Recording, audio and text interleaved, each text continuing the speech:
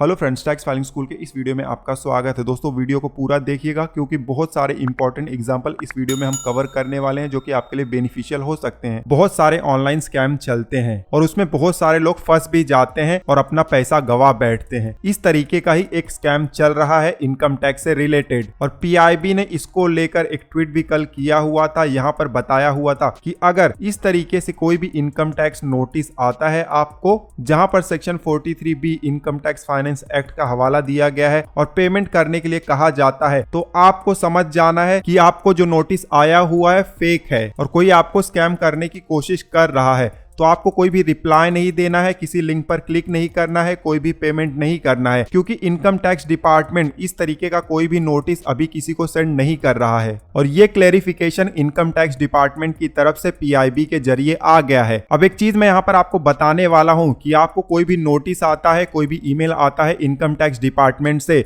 तो वो सही है या नहीं है, कैसे पता चलेगा, मैं आपको जल्दी से बता देता हूं कैसे आपको वेरीफाई करना है। ध्यान देना है, जिस भी ईमेल आईडी से मेल आया होता है उसके आखिरी में incometax.go.in ये वाला आपको URL मिल जाएगा। अब इनकम टैक्स डिपार्टमेंट किस तरीके से सही में आपको ईमेल भेजता है उसका कुछ रियल एग्जांपल दिखा देता हूं। ये देखिए, इंटीमेशन का हमें मेल आया हुआ था। यहाँ पर आप देख सकते हो फ्रॉम वाले सेक्शन में देखिए ईमेल आईडी दिया गया होता है जहां से हमें मेल आया हुआ है।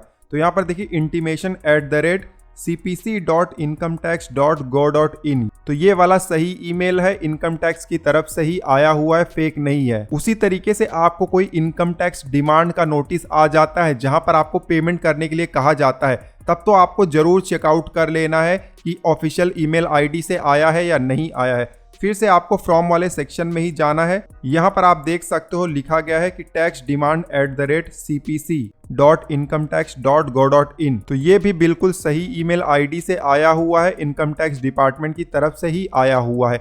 कभी कभी क्या होता है कि जो आपका लोकल इनकम टैक्स ऑफिस होता है वहां से भी आपको ईमेल आ जाता है, तो वो कुछ इस तरीके से दिखाई देता है। जैसे कि मेरा मुंबई में ITO है, मतलब इनकम टैक्स ऑफिस है, तो मुंबई इनकम टैक्स ऑफिस से जब भी मुझे मेल आता है तो यहाँ पर फॉर्म में लिखा गया होता है कि mumbai.ito और उसके बाद नंबर दिया गया है @incometax.go.in, तो यहाँ पर भी incometax.go.in है। तो ये ईमेल आईडी भी सही तरीके से आया है, इनकम टैक्स डिपार्टमेंट की तरफ से ही आया है, भले लोकल ITO से आया है लेकिन ये बिल्कुल सही है। तो इस तरीके से आपको क्रॉस वेरीफाई कर लेना है। बट इनकेस ऐसा कोई मेल आया है जहां पर आखिरी में incometax.go.in नहीं है, तब आपको सतर्क हो जाना है और कोई भी लिंक पर बिल्कुल क्लिक नहीं करना है, कोई भी पेमेंट आपको बिल्कुल नहीं करना है। उस ईमेल आईडी का स्क्रीनशॉट ले लो, पूरे मैसेज का स्क्रीनशॉट ले लो और उसके बाद जो इनकम टैक्स डिपार्टमेंट है उसके कस्टमर केयर नंबर पर कॉल करो और कंफर्म करो कि इस तरीके से मेल आया है, क्या सही है या नहीं। कोई रास्ता नहीं दिखाई दे रहा है तो आप हमें ट्विटर, फेसबुक या इंस्टाग्राम पर भी कांटेक्ट कर सकते हो, हम भी आपको बता सकते हैं कि ईमेल आईडी सही है या गलत। ठीक है।